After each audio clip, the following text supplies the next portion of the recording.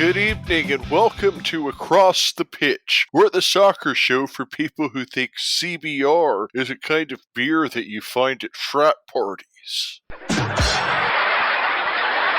Now, of course, the kind of beer that you find at frat parties is PBR, or Pabst Blue Ribbon, and over here in the States, it's probably the most famous for connoisseurs of affordable beer, if you will. CBR, on the other hand, is our nickname for Accrington's Courtney Baker Richardson, who is a forward on loan from Swansea City, who has made some noise early in the season. Unfortunately, it was announced that he's going to be out a couple of months with a hamstring injury that he sustained against Shrewsbury, but we wish him a speedy recovery and back on the pitch soon. Today, we have a very special guest with us, and that is Peter Latham, who is the chairman of the official Accrington Stanley Supporters Club. Peter is here to talk to us about how the club works over in Accrington, different things that are going on with the club on and off the pitch, and also we talk about our brand new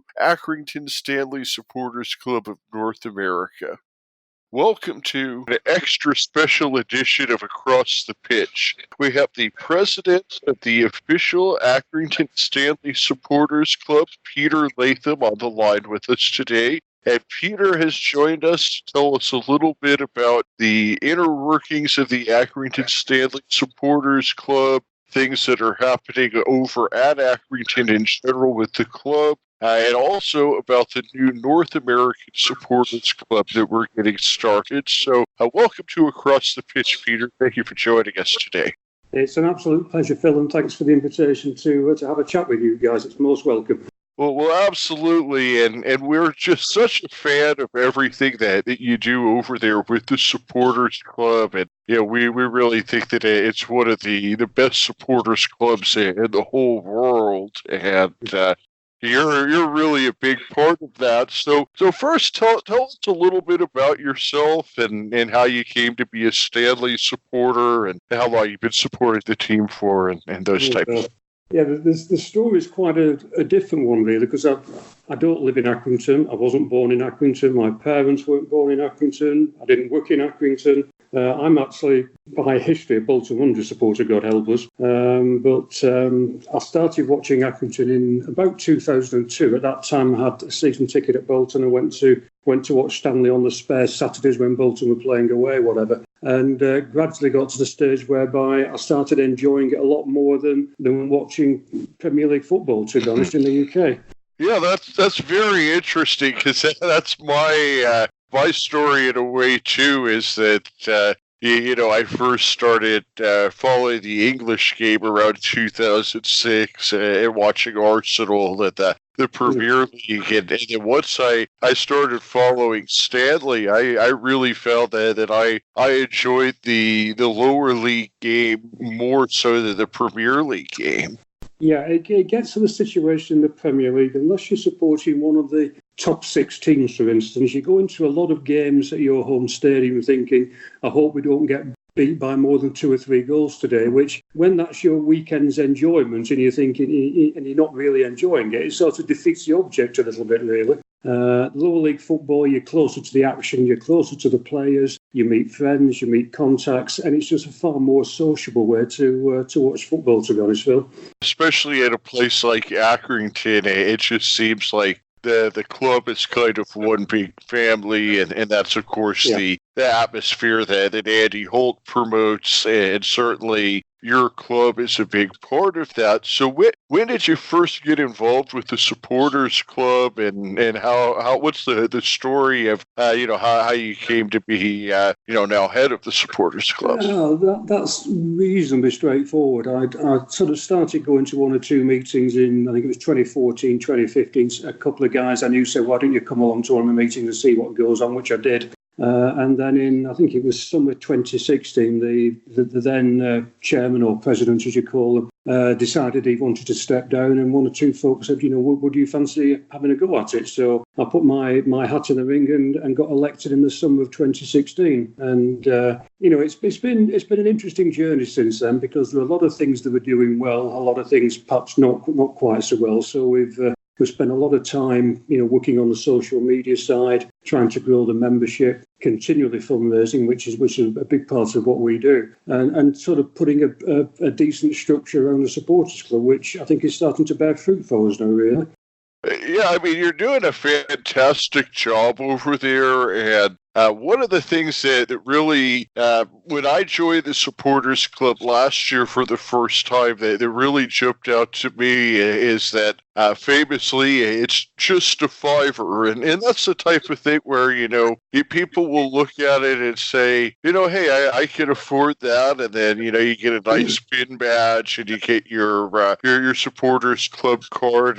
Mine's number 815 that I got last year, and it's just one of those things where that's like we talked about the experience that Andy Holt promotes, where your merchandise is affordable, the points on game day are affordable. How big a part of the Stanley experience as a whole is affordability? Oh, it's a big part. Accrington is not a particularly affluent area, it's fair to say. I don't think anyone would argue any different. So to actually have, team kits, for instance, our red home shirt, the Adidas one this season, this is the third season we'll have that kit.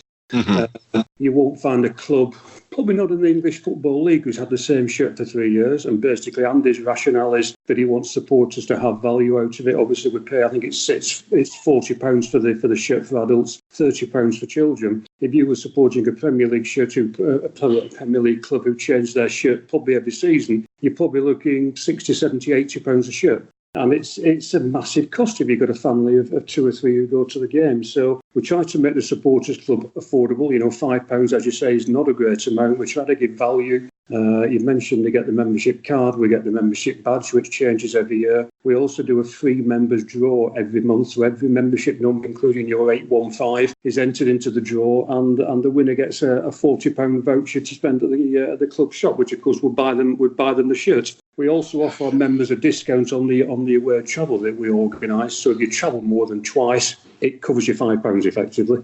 It's just amazing. Everything that the club does is just doing things the right way to make it so that it is affordable for fans. And like you said, I mean, especially I love the point that you make with the shirts. And I actually just, mine was ordered last week, so I'm waiting for that to come over. But like you said, 3 seasons with the same shirt. Now over here in the U.S., we have Major League Baseball, and Major League Baseball, sometimes a team will wear 10 different shirts throughout the course of a season. So if you wanted to have all of the team shirts from a season, you're talking about, like you said, $80, $100 a shirt. And then, they have this shirt that they came out with that they're wearing just for that weekend only. And their only reason they even made that shirt is just a way to try and make more money. And you're paying $10 for a beer and $20 for parking. And it's just...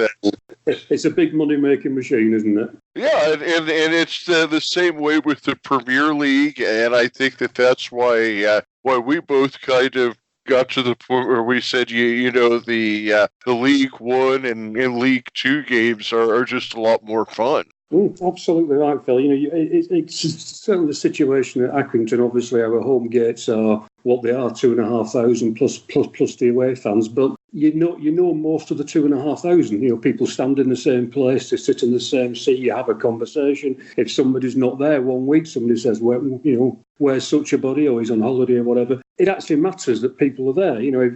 If 100 people don't turn out to Accrington to watch a game, people notice and recognise. If they don't turn out to Old Trafford or Anfield or whatever, nobody notices. You're simply just a number, unfortunately, which isn't right, I don't think, if I'm being honest. It's a lot of the same way that it is with the Phoenix Rising here, where we have our supporters stand. Yeah, I go out there and I see the same guys every week. It'd be like, oh hey Mike, how you doing? And that's the kind of community that like you said, you don't see that at Old Trafford or the Emirates or Stamford Bridge or any of those places. It's all very sad, really, because we mentioned the sort of the financials in the game nowadays. If 75,000 people didn't turn up at Old Trafford every week, it wouldn't make a lot of difference to the balance sheet because the actual income of people spectating isn't a big part of the turnover. It's all the commercial, it's the television, it's all the stuff that sits around the football rather than the people that actually attend the games. At that level, it's more about the television money than it is. And there's nothing wrong with that. And I still watch the Premier League. I mean, I'm getting ready to turn on the Man United game here in a half an hour because it's still, and there's nothing against the Premier League. I feel that almost everybody should have a favorite Premier League team and a favorite local team, and that there's a best of both worlds aspect. I still watch every Arsenal game. Yeah. I must admit, I used to watch it religiously. Now I'll watch it occasionally. I think I don't know. I think the money's tending to spoil it, really. The Premier League now divides into three categories. You get your top half dozen. You get the teams who are going to be battling relegation that you can already probably name now. And then you get the ones in the middle just fighting to either get in the top six or stay out of the bottom six, really. You have your mid-level teams where once in every 100 years you'll have a Leicester City story, but otherwise, I mean, you have teams that are really fighting to be seventh, and then a group of teams fighting to be 19th or better. Absolutely right, and it's you say you can virtually name them now. You can think who's going to fall into which box, and one or two, like you say, like a Leicester, might sneak out very occasionally, but the rest of it's getting a bit predictable, I think, really, and which is a product means it's a bit stale. Yeah, I mean, I think that we could sit here today and say that at the end of the season, it's going to be Man City or Liverpool. Yeah. Probably closely followed by Chelsea, Arsenal, Spurs, probably Man United down there somewhere. And then at the opposite end, you've got obviously the clubs that have been promoted who'll be sort of fighting to stay up. And, there's a possibility of the odd one like a Southampton who might just slip into it. Yeah, I mean, the real interesting battles really come once you get to the championship level, because once you get to the championship on down, it's every team every week from 1 through 24. Yeah. I mean, remember at the end of last year, you had Ipswich, who was relegated in February. What do? On the last game of the season, they knock Leeds out of a promotion spot. I mean, you're not going to see, for instance, Fulham isn't going to go in and beat Man City on the last day of the season to cost them the championship. No, not going to happen. Well, let's go back to things that are happening in Accrington a little bit, and one of the really, really big things, and I think I'm talking to you on the right day, because you made some big announcements today and actually over the past week about the Accrington Stanley Hall of Fame. Mm-hmm. You have 10 members that you've announced, and certainly some guys that we're familiar with now: Billy Key, Sean McConville, Seamus Connolly. They've all gone in. Also some legends like David Hargraves, Lutel James, even some guys from back at the old Peel Park days. And tell us a bit about the Hall of Fame and how the project got started and what the future of it is. And I think there was some founders that you announced today that were put in there also. Yes, there were. It's interesting because obviously Accrington has quite a story in which which is probably half the reason it's a well-known brand. It's probably half the reason, people in other parts of the world actually know of Accrington Stanley because of what happened in 1962, and then the fight back into the Football League, and the fact that Accrington had a club as a founding member of the Football League in 1888. But nowhere around the ground do we pay homage to our history and our forefathers, really. And we have a new area, or it was new in 2017, I think it was when we opened it, which is a sort of home fan zone, which is where a lot of the home fans go to congregate before the game, have a beer, listen to the music. We've got big screens up there, televisions and so on. And it just seemed wholly appropriate to actually record some of the history of football in Accrington. It's not just Accrington Stanley Football Club. That's obviously the recent incarnate of football in Accrington, but it goes back to Accrington FC in 1878. And we actually have put up, I think it's about 86 feet of timeline, effectively, which isn't a sort of blow-by-blow history of the club, but it gives a flavour of what's happened through the decades, some of the important events that have been recorded either in photograph or newspapers or memorabilia. And it should hopefully provide an interesting focal point for our supporters and even visiting supporters to go and have a look at.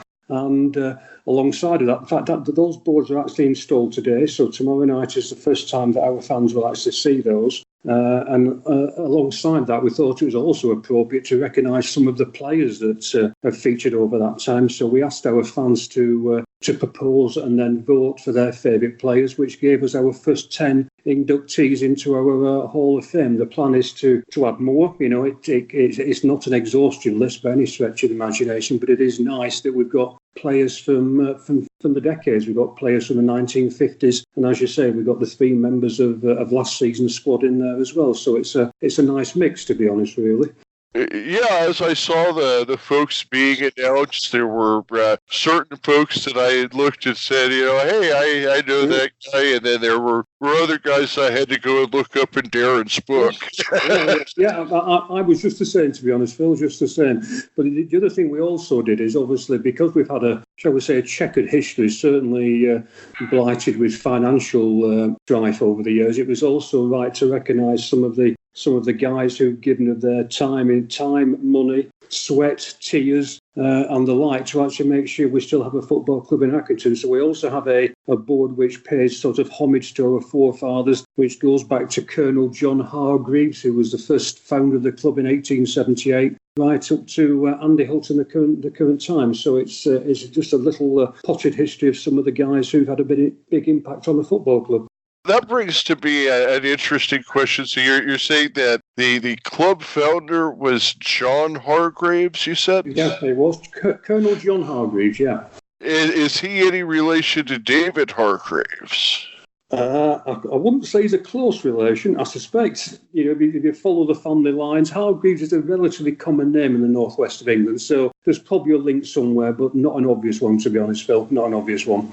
Oh, okay. Well, that just brought to mind that would be quite an interesting connection. And it might be one of those things like over here in the States, we had the 2 President Roosevelts who were like fifth cousins or something.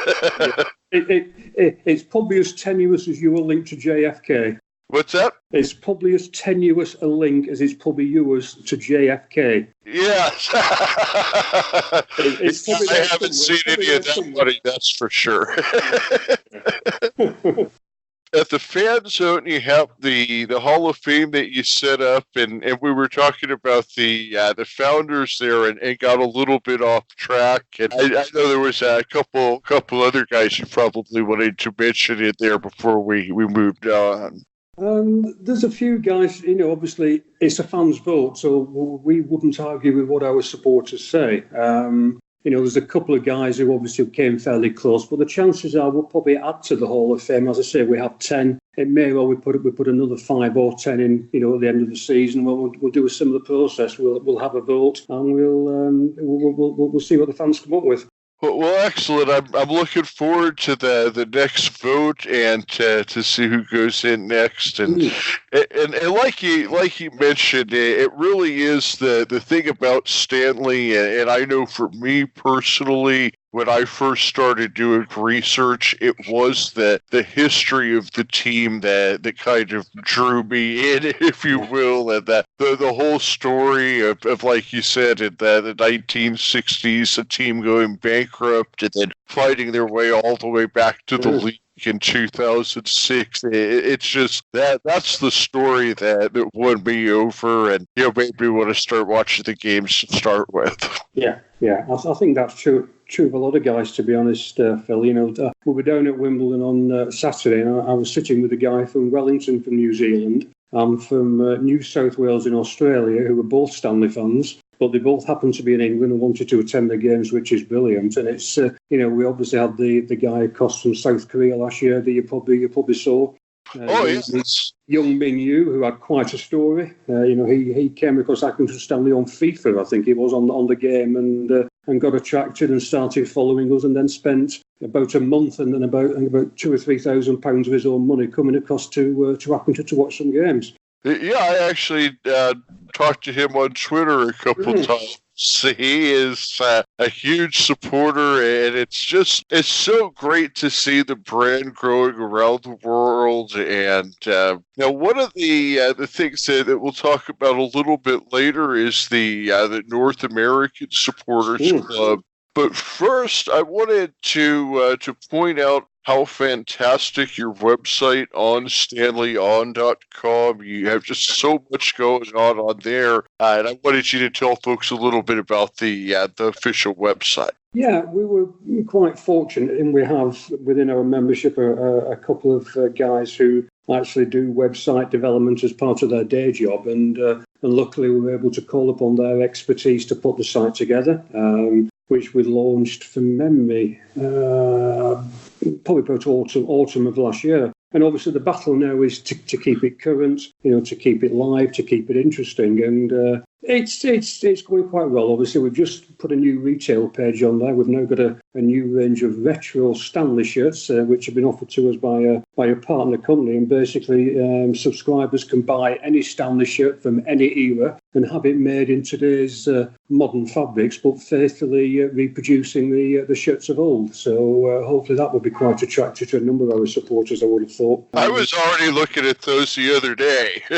Yeah. There's probably too many, to be honest, really. But we thought, well, if we're going to offer the range of shirts, then we need to offer all the range of shirts, not just a selection. I suspect over a period of time, the selection will be made by the shirts that people buy. There's probably a number that are quite popular, and some that people never buy, in which case we'll probably drop them off the range in the future. But it just seemed the right thing to do, really. Obviously, it's difficult for the football club to offer a range of retro shirts because they're busy selling the current versions, if you like. But it's reasonably straightforward for the supporters club to do it, and we're always looking for different services and different angles of stuff to bring to our supporters. And I know that you have, like you said, I know you said you had a couple folks that help you out with the website, and you have a lot of volunteers that help you out with the Supporters Club. Tell us about the folks that are part of the team that make it all happen. Well, in a nutshell, we're all volunteers. We all give of our time freely. Some give an awful lot of time, to be honest. You're probably aware that we actually run the supporters club shop in the market in Accrington. We have a shop that's open 6 days a week, which stocks memorabilia. It stocks some of the football club merchandise, and it also stocks a few products from Andy Hull's WAM business. And that's been in operation now for about 4 years. So we're in there. I do Friday morning. Every Friday morning I'm in the shop. And it's good fun. We make some money there. People come in for a chat. They want to talk about football. And yet it makes us some money and gives the football club a presence in the town centre as well, which is quite important. So that's the sort of market shop.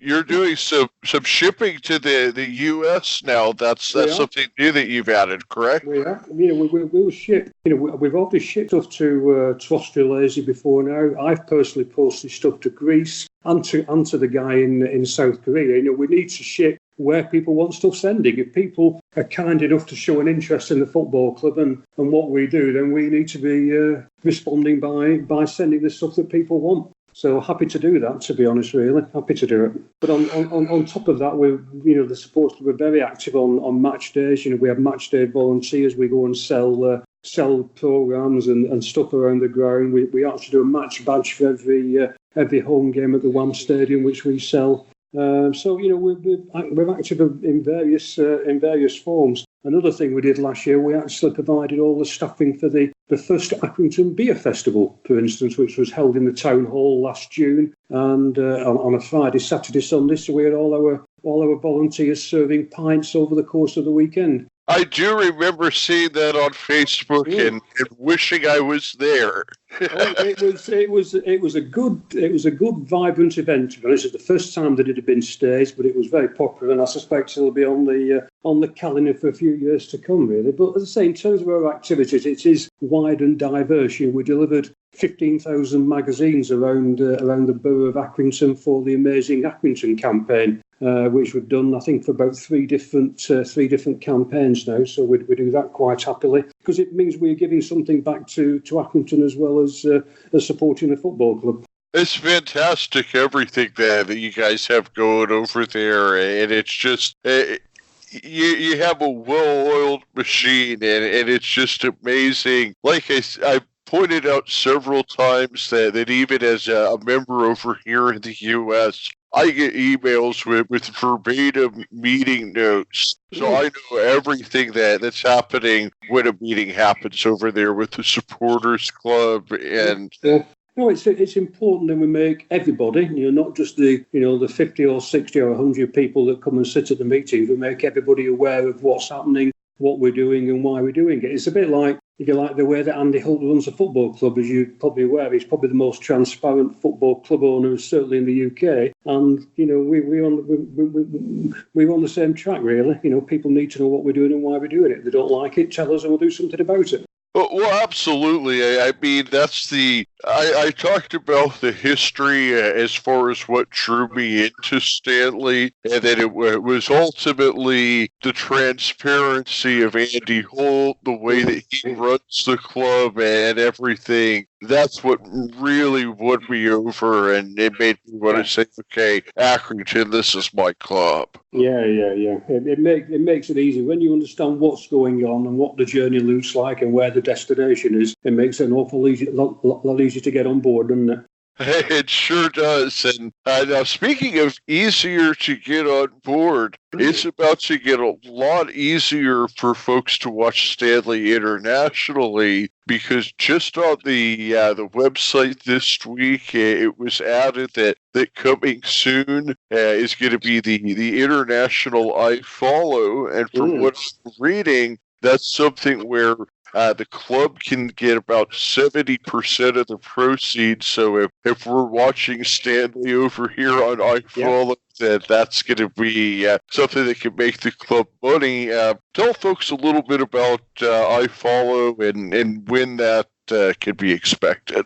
Yeah, it's something that's been around. I suspect this is about the third season. I had the pleasure, and I use that word advisedly, of watching iFollow. But we have a place out in Turkey, so we were out in Turkey last year for about a month, and I subscribed to a couple of games. But because obviously Stanley weren't part of the scheme at that time, I had to go and subscribe through the away team. So, for instance, I subscribed through the AFC Wimbledon website to watch Stanley play Wimbledon.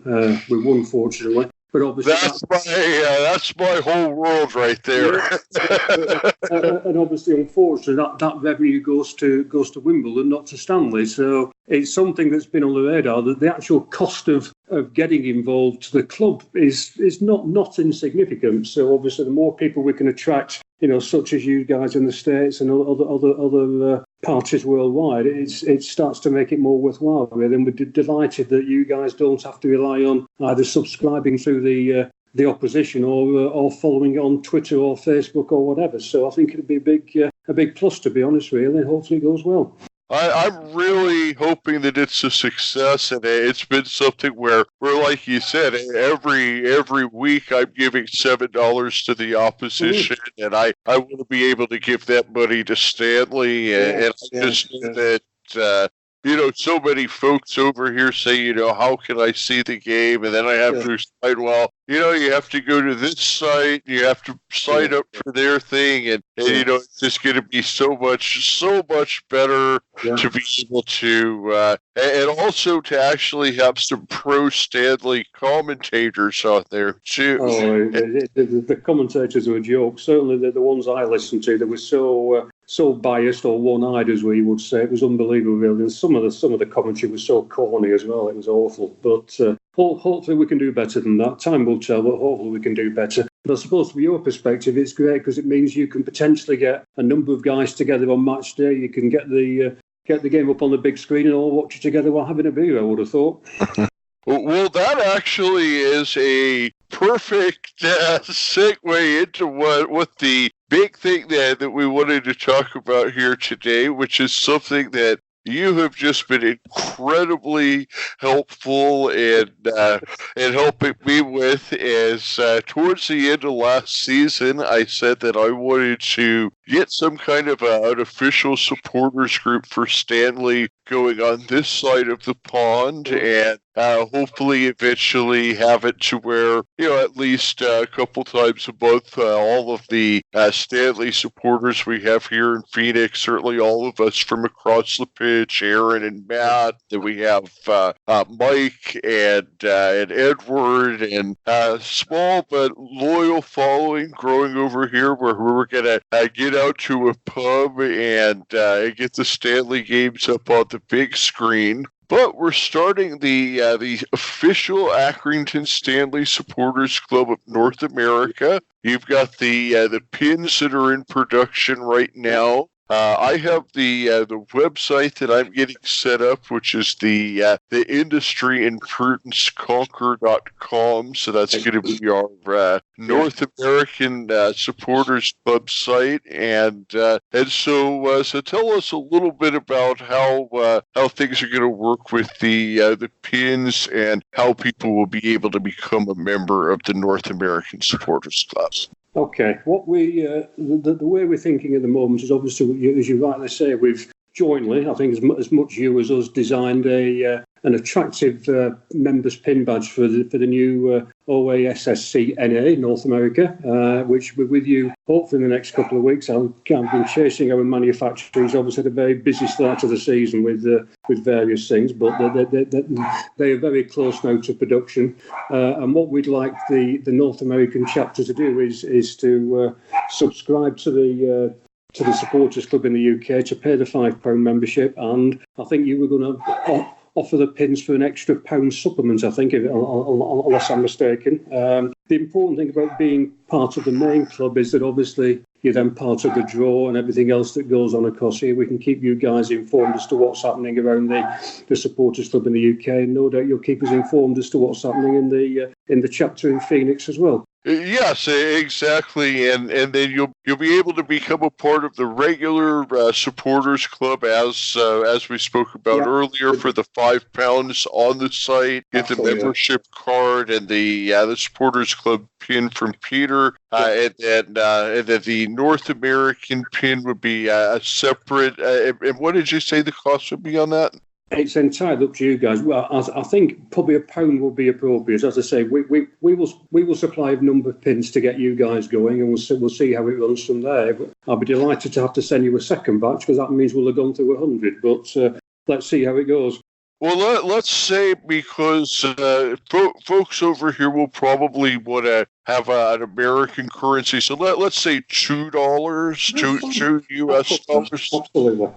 Whatever you're comfortable with, Phil. Whatever you're comfortable with. Okay, well, let's say it'll be two US dollars for the supporters club North America pin, and then I'm really hoping that we'll be ordering a second, a third, a fourth batch. Yeah, very much so, very much so. But obviously, people can. In terms of the membership of the club across here, that can be done via the website. There's membership applications and PayPal options and all that type of stuff on there. And we will obviously post out the badges and our UK pins across to you guys at the home addresses.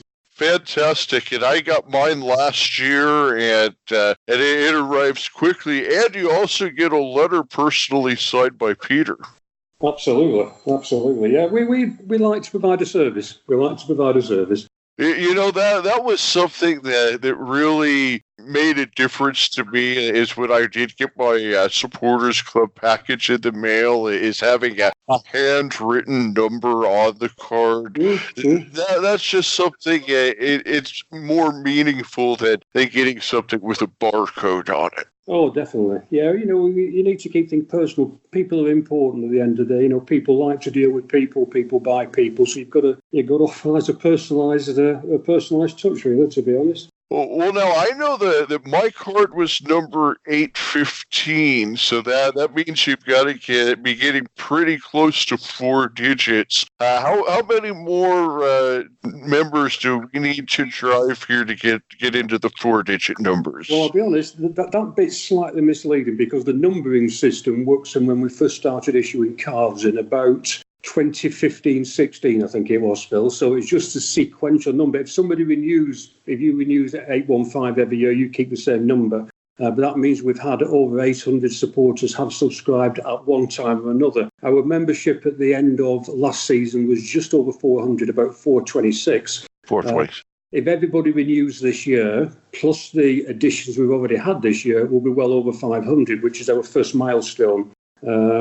You've probably read that we introduced a new lifetime membership scheme at 2 levels. If somebody can become a lifetime member for £100 of your age 60 or above, it's just £60, which seems to have gone quite well because in the last 2 months, I think we're up to over 50 now in terms of lifetime members, which is great. Fantastic. And so we're very hopeful of pushing the membership numbers well through 500 and heading towards those 4 figures that you spoke about, really. And now that lifetime membership, I believe that comes with a special pin that says a special gold and red pin badge that says lifetime member on it. Yeah, absolutely. And obviously we don't upgrade that every season. Once you've got a lifetime badge, that is your lifetime badge. And it's a nice little badge to go alongside. So it seems to work quite well so far.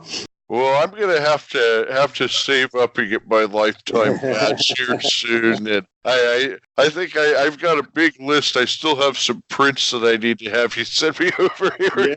Yeah.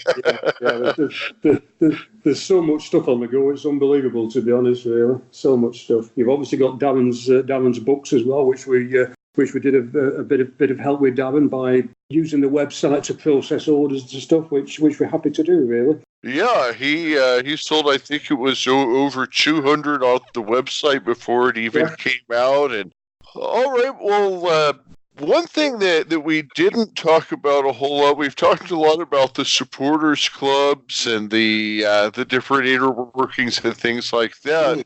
You're a guy that goes to every Stanley game in person, just about. Except for, like you said, when you're out of town, have to do the iFollow. But you see as much Stanley football as anybody. So tell us, what can we expect to see on the field this year, and how we have 12 new players. So who are some of the new guys that have impressed you? I think the majority of us have been impressed by Colby Bishop. He's obviously come up from non-league football at Leamington. He's actually a smashing guy. We had our annual golf day a couple of weeks ago, which the supporters club organised for the football club, and a lot of the players and John Coleman and Jimmy Bell take part in that. And we had the fortune to have Colby in our 4-ball, and he's a really nice guy. Obviously, he's ambitious, but I think he'll do well this season. He started well. He obviously scored in the pre-season friendlies against Morecambe and Preston. He scored the penalty against Sunderland last week, and then went and got his first EFL goal to get the equaliser at Wimbledon on Saturday. So, with high hopes, the guy who played alongside him, Courtney, forgotten his name. Courtney Baker Richardson. I call him CBR. I'm actually I'm trying to get this made official that his nickname is CBR. So if you can help me with that one. So anyway, CBR up front. looked like he needed a little bit of match fitness, but I think between the two, I think they'll form a good partnership for us, to be honest. At the back, we're quite solid. We've still got Mark Hughes, we've still got Ross Sykes, we've still got Callum Johnson, we've still got McConville and Clark out wide, who are quite solid. I would expect us to be at worst mid-table, at best, top half of mid-table. There's a lot of teams spent a lot of money who will be, pushing for promotion. That's not to say we won't surprise one or two, but I think we've got more than enough in terms of quality and ability to finish in a comfortable mid-season, which for us will be quite a success, to be honest, really. Well, absolutely, and I think that we're right on the same wavelength there, because I completely agree with what you're saying. I think that there's been some instant chemistry between Bishop and CBR, because even there was, of course, the big header goal that Bishop had that was the equalizer against Wimbledon. There was also in the Sunderland game, there was a play where Richardson set up Bishop for what should have been a goal. It didn't end up being one. But certainly it was an example of Baker Richardson creating chances for Bishop, and it seems like they seem to be a good pairing up front. And then of course, like you said, you still have McConville out on the wing. You have Joe Pritchard, who's a young guy that's really talented but inexperienced. And then, like you said, the big thing is you have the cohesiveness on the back line. That's so big. And then I really like the guy that you've got in goal who made a point-saving save at the 93rd minute, and that's Dimitar Evtomov, and he actually might be joining us on the show soon, so we're looking forward to talking to him. He's fast becoming a fan's favourite, I think, really, is Dim. He's made some good saves recently. You're right about the last minute at Wimbledon. He made some great saves at Lincoln, albeit we lost down there, but he made some super saves, and it would be more than 2-0 without him, to be honest, really. And he's a really popular guy with the fans. It's interesting you mentioned Colby Bishop missing the chance that CBR set up. I mean, because one of the beauties about Stanley is you can actually communicate with the players. So luckily, I've got Colby's on my messenger. So I sent him a message on Saturday night when we were travelling back up on the bus from Wimbledon. Firstly, to congratulate him on his first EFL goal, but secondly, to say that he needs to start practising his near post tap-ins, because he missed the one at Wimbledon. He also missed one against Sunderland, which was much the same as well. So, with high hopes for the pair of them, I must admit. I mean, I think that any time you have a guy like that's coming up from the 5th division at Leamington, there might be some growing pains, and even the guys in the Premier League miss a tap in here and there. I saw.